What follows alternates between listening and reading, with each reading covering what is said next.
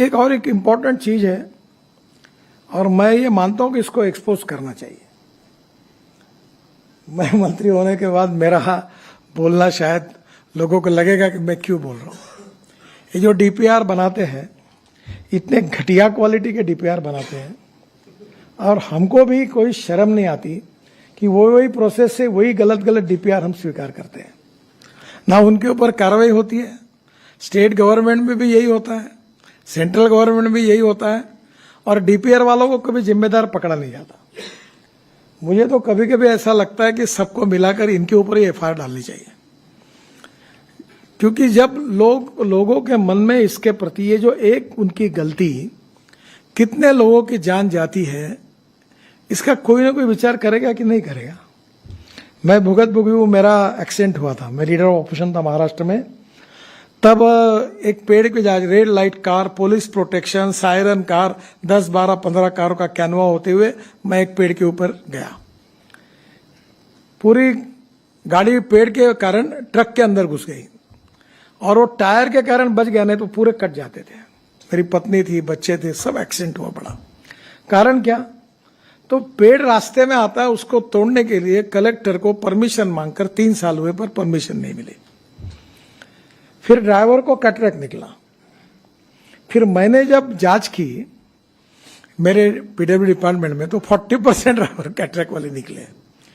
फिर एक मुख्यमंत्री का गाड़ी का ड्राइवर अनेक सालों से गाड़ी चला रहा था, वो अंधा निकला। फिर एक केंद्रीय मंत्री का ड्राइवर, उसकी एक आंख गई थी। यानी हमारे देश में मेरे समझ में नहीं आता कि इतने सीरियस इश्यू पर कितनी उदासीनता है, और ये मेरे बोलना लोगों के सामने मुझे अच्छा नहीं लगता। और इसलिए स्वाभाविक रूप से फिर कैंप शुरू हुए कैटरेक्ट चेक करने के। टोल नाके पर कैटरेक्ट चेक किया, चश्मे देने की बात हुई। अब हमने ड्राइवर के लिए एसी कैबिन लाई। मुझे लगता है कि ये इशू शायद हमारी ये कमी होगी कि इसका जो महत्व है लोगों की जान बचाने का, शायद लोगों को समझाने में हम कम पड़े होंगे। और इसलिए ये अवेयरनेस और तैयार करना होगा। कानून के प्रति डर भी नहीं और सम्मान भी नहीं। और एक बात ये रिपोर्ट के कारण सिद्ध हुई है, तो मैं पीयूष को धन्यवाद दूंगा, कि जो प्रॉब्लम्स है, जो समस्या है, जो ब्लैक स्पॉट्स है, उसको सुधारने के बाद, उसमें कुछ सुधार करने के बाद एक्सीडेंट में और डेथ में कमी आई है। तो इसका मतलब रोड इंजीनियरिंग और ऑटोमोबाइल इंजीनियरिंग में सुधार करने से कमी आ सकती है। अब ऑटोमोबाइल इंजीनियरिंग में तो बहुत सुधार हो गया। सब लोगों ने 6 एयरबैग लगाना भी शुरू कर दिया है। अभी स्टार रेटिंग भी हुआ है। तो नेचुरली ऑटोमोबाइल इंजीनियरिंग में जो रोड सेफ्टी के लिए और हमारे लोगों की जान सुरक्षा के लिए वो हो गया है, और अगर कोई सुझाव आएगा तो करेंगे। ट्रक और बसेस में भी बस का कोड था। कोई भी हाथोड़ा लेके बस में बैठता था और रोड पर बस बॉडी बनाता था। 6 बार 7 बार मैंने उनको टाइम दिया।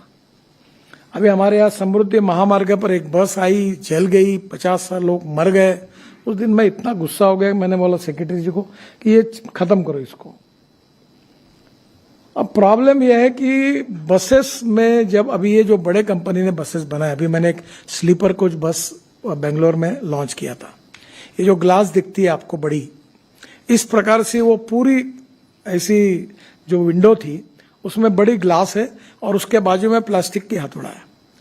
अगर बस गिर गई तो हथौड़े से वो तोड़कर वो बाहर आ सकते हैं। ये भी सुविधा ये अभी बस में नहीं थी। घटिया क्वालिटी कितनी बनाना, सस्ता बनाने के लिए, तो उसके कितने लोग मर रहे हैं। और इसलिए अभी हमने बस में भी और कार में पीछे से बेल्ट लगाने के बारे में नियम बनाया। आज सामने वाले बेल्ट के बारे में भी नियम बनाया। काफी लोगों की जान उसके अंदर बच जाती है। और इसलिए मेरा जो सुझाव है कि अब विशेष रूप से जो स्कूल के टीचर है, हेडमास्टर है, इन्होंने आगे आना चाहिए। उनके स्कूल में रोड सेफ्टी की प्रतिज्ञा लेनी चाहिए। बच्चों को पढ़ाना चाहिए, चाहे इसके कितने डेंजरस है, कैसे लाइफ जा रहे हैं, कितने नुकसान हो रहे हैं, इसके बारे में एक लोगों का एजुकेशन, प्रबोधन, प्रशिक्षण, और उसके साथ फिर उसका ट्रेनिंग। तो ये जो जनरेशन तैयार होगी इसका बहुत फायदा होगा। मैं वर्ल्ड बैंक में बंडोपाध्याय जी भी है और पीयूष भी है, तो आप एक करिए कि ऐसे कोई टैलेंटेड लोग जो कार्टून फिल्म बनाते हैं, उस प्रकार के छोटे छोटे बच्चों को कंसंट्रेट करके ऐसी छोटी छोटी फिल्म, छोटे छोटे किताबें तैयार कर सकते क्या, इसके गेम्स बना सकते क्या। मुझे याद है हुंडई कंपनी ने, मैं और शाहरुख खान जी थे, उन्होंने एक ऐसा एक बुक निकाला था। तो ये कंपनियां स्पॉन्सर करेगी और ये इसके बारे में स्कूल में विशेष रूप से 10वीं के पहले तक, प्राथमिक और माध्यमिक, इन स्टूडेंट्स के लिए उनके आईक्यू के हिसाब से इफेक्टिव ट्रेनिंग और कोर्सेस, इसके बारे में हम लोग आगे आए। दूसरी बात इंपॉर्टेंट ये है कि हमारा ये प्रोजेक्ट, ये जो सब्जेक्ट है, ये स्टेट लिस्ट में है। इसमें राज्य सरकार का भी सहयोग चाहिए और भारत सरकार का भी सहयोग चाहिए।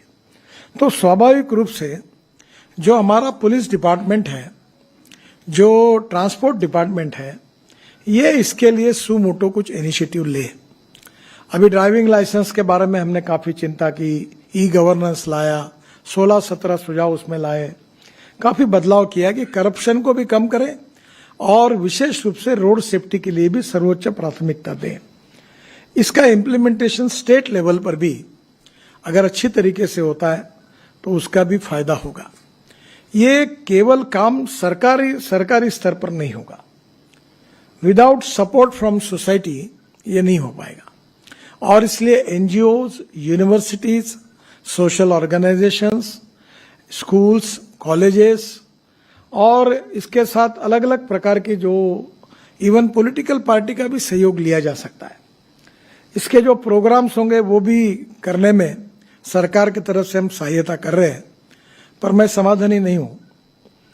इसमें जो जो प्रकार के काम सरकारी स्तर पर होने चाहिए उसको और करने की आवश्यकता है, क्योंकि जिस प्रकार से वॉल्यूम बढ़ रहा है, 10% डेथ में और 12% एक्सीडेंट में बढ़ोतरी हुई, इसमें भी कभी कभी तो हमारे एक स्टैटिस्टिक डिपार्टमेंट है 5 साल पहले के एक्सीडेंट को नोट करता था। मेरे को इतना गुस्सा है, मैंने पूछा तुमको पगार 5 साल बाद दे दे, फिर तो 5 साल का डाटा इकट्ठा करे तो 5 साल के बाद पगार दो इनको। यानी कोई शर्म भी नहीं आती है। I am sorry to use this word. और इसलिए पहले मैंने कहा कि कुछ भी करोगे, एक्सीडेंट होने के बाद वहां का पीडी है, आरओ है, वो रजिस्टर करे और तुरंत 15 दिन में हमको पता हो जाए, और इमीडिएट कुछ ऐसे मेजर से जो वो कर सकते हैं कि भाई एक्सीडेंट हुआ तो तुरंत वो रोड की दुरुस्ती करें। हमारे यहाँ एमपीज के इसमें हमने अपघात निवारण कमेटी, एक्सीडेंट निवारण कमेटी अपॉइंट की, उसमें पब्लिक रिप्रेजेंटेटिव और एमपी और कलेक्टर को जिम्मेदारी दी। पर इसमें जो जो अवेयरनेस और इसके लिए जो काम होना चाहिए उसकी गति बढ़ानी होगी, और ये बहुत गंभीर समस्या है। इसमें 2 प्रकार की बातें मुझे लगती है। पहली बात कि रोड सेफ्टी में एक्सीडेंट्स क्यों हुआ है और डेथ क्यों हुई है, और दोनों का संबंध रोड डिजाइनिंग से क्या है, ऑटोमोबाइल इंजीनियरिंग से क्या है। कम से कम ये तो हमारे रीच में है कि इसको हम पूरा कर सकते हैं। कुछ ऐसे एक्सीडेंट्स हो सकते हैं कि जो हम सब कुछ करने के बाद भी होंगे, उसका कोई इलाज नहीं है, पर जिसके कारण है वो कारणों को ढूंढकर उस समस्याओं को किसी भी स्तर पर, प्राथमिक स्तर पर उसको पूरा करना, और इसके लिए पब्लिक अवेयरनेस तैयार करना। हमारे यहाँ नागपुर में एक अच्छा प्रोजेक्ट चला, मुझे नहीं लगता था उसको सक्सेस मिलेगा, कि उन्होंने क्या किया, जो रूल्स ऑफ द रोड का पालन करते उनको बोनस पॉइंट मिलने लगे, और वो बोनस पॉइंट के आधार पर कोई पिज्जा हट में उसको कंसेशन मिलने लगा, कोई रेस्टोरेंट में मिलने लगा, कोई मॉल में मिलना पड़ा, तो उसके कारण लाखों लोग अब उसका एडवांटेज लेने लगे। तो एक प्रिंसिपल और फिलॉसफी ऐसी है कि अच्छे काम करने वालों को अवार्ड और बुरे काम करने वालों को सजा। तो नेचुरली ये अवार्ड मिलने लगे, उसके कारण भी कानून के प्रति उसका पालन करना चाहिए, इसका एक अच्छा रिस्पांस मिला। तो मुझे लगता है कि कुछ शहरों में भी एक्सीडेंट की संख्या ज्यादा है, कुछ जगह डेड एंड्स हैं, कुछ जगह रोड के बीच में लोग क्रॉस करते हैं, वहां एक सोलर लाइट का छोटा छोटा लाइट भी लगा दिया तो भी लोग अवेयर हो सकते, वो भी नहीं है। और इसका कारण जो है वो आम अधिकारियों में और जनता में भी जितनी संवेदनशीलता चाहिए उसकी और ज्यादा निर्माण करने की आवश्यकता है।